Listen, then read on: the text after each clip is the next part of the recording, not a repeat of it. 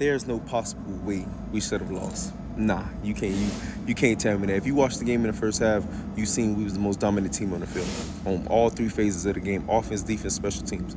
We was creating turnovers, we was getting off the field on third downs on the defensive side of the ball, we was feeding the ball to AJ and everything. Then I don't know what the hell happened. We just looked like a whole totally different team come the second half. I don't know what the hell happened. I'm not gonna put everything on that man's back, but I am gonna say he is a huge fucking reason why we goddamn lost, dog. Cause there's no freaking way. There's no freaking way.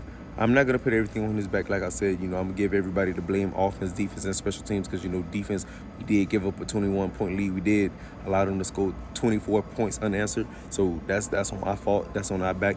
Special teams. With Xavier Gibson fumble. That's definitely something that we can't have. He was doing too much dancing, and I knew something bad was gonna happen. Once you get to dancing, you ain't bad things is going to happen because you dancing. You playing around with the ball. Just get down. Get the yards you can get, and then get on the ground. But then bringing it to the offensive side of the ball. We scored 21 points unanswered in the first half. We went down the field, driving the ball downfield easily. Second half, we looked like a whole totally different team. I don't know what it is, but it is this guy. His play calling sucks. He has to be gone. He has to get fired because he is going to be the reason why he jeopardized us going back to back. Because we're too talented on the offensive side of the ball to be running these route concepts, to be running this type of offense. I understand, yes, we did feed A.J. Brown the ball today. He did have 9 receptions, 8 receptions, whatever, for over 100 yards at a tug. Understand? Cool. Smitty did do his thing as well. But, where's the creativity? Where's the double moves? I didn't see no sluggos. That 3rd and 4 teams is going to play inside leverage corners. They're going to tell their corners play inside because slant go come from AJ every single time because he's a big body receiver. If you hit him with a sluggo the same way you did Isaiah Rodgers when we played Minnesota Vikings, same time you hit him with a sluggo and you took the ball and you scored a touchdown, why we can't do the same thing here? Granted, they is sending pressure and things of that nature. So therefore, you got to get the ball out faster. That's the way you neutralize a blitz, is get the ball out fast. But also at the same time, in the same breath, it's certain things that when they condense the split, as Ocho Cinco said, you're going to get out route or you're going to get a hitch from A.J. Brown or from Smitty. It's pretty predictable. His play calling, his route recognitions, his route concept, is by far the worst I've ever seen from an offensive coordinator. Now, on the defensive side of the ball, boy, we was barbecue chicken. I'm going to call it like it is. You hear me? I'm going to give it to you blood raw, dog. Because there's no possible way that in 2 weeks back-to-back, we gave up 7 points against the Packers. We give up 9 points against the Lions. And the Lions is a better offense than the Cowboys. And we hold their prolific offense to under 10 points. And we can't do the same to the Cowgirls. Granted, Cowgirls do got, some gangsters at receivers. They do got CD, which he had a bad game, by the way. And then they got another gangster in George Pickens. That's understandable. But, dog, we got to do a better job at getting pressure to the quarterback. Yes, we have a great front four, but if the front four ain't getting there, we got to send more blitzes, allow Dak to be able to get the ball out faster than he want to. And because he having his way being able to go through his progressions and dunk the ball off who he want to dunk the ball off to.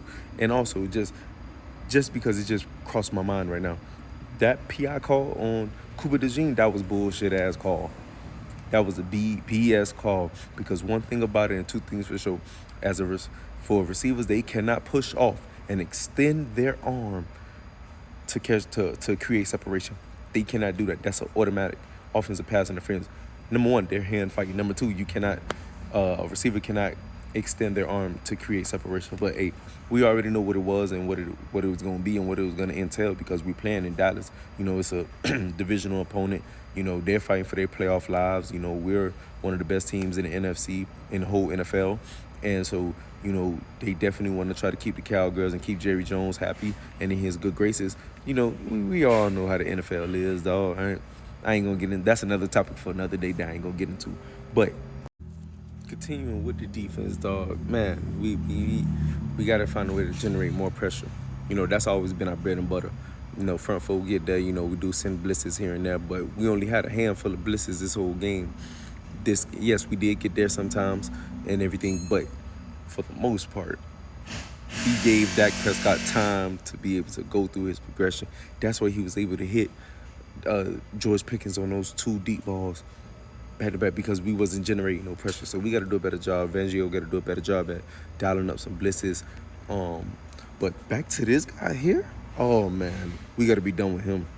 We got to be done with him. Or Nick Sirianni got to step in and take over play calling or something. Because, dog, he is ruining the Eagles' offense. He is ruining this magic of an offense. You have one of the best running backs in the league. You have two of the best receiving duo in the league. You have a gangster at tight end. And we don't put up points after first half. Yes, you put together is like he's lost all his juice and lost all his motion and all his brain cells in the second half. Look how big that goddamn playbook is. It looked very extensive. It looked like it probably opened up and boom, it looked like probably a Waffle House menu. Well, maybe not Waffle House, but a Denny's menu. When you open it up, it unravels. It looks like it opens up. So you mean to tell me you don't have nothing in there, nothing in your arsenal? It's week 11. It's week 11 for Kevin Patullo and this offense. And we're still looking like it's week 3. Why? I gave him the benefit of the doubt because I definitely understand. And when you're having a new offense, a new offensive coordinator, it takes time for everybody to buy in and gel together and this, that, and the third. I gave you week 5, week 6. I gave him a pass. But now, nah, man. Nah, dog. Nah, I'm going to keep my comments because I was always told if you ain't got nothing good to say, don't say nothing at all. So I ain't going to say what my initial thoughts is. But nonetheless, Kevin Patullo, he has to go. I had enough of him. And I'm pretty sure us Eagles fans, we seen enough because we seen the same shit with Brian Johnson, with the same old rinky-dink ass calls, the same rinky-dink ass route combinations. Hey, but Philly, tap in with your boy. I'm back in the bidding now, so you know I'm be coming out y'all, giving y'all this great Eagle content. You know, I ain't got no choice but to give it to you blood raw, because that's all I know. You hear me or you heard me?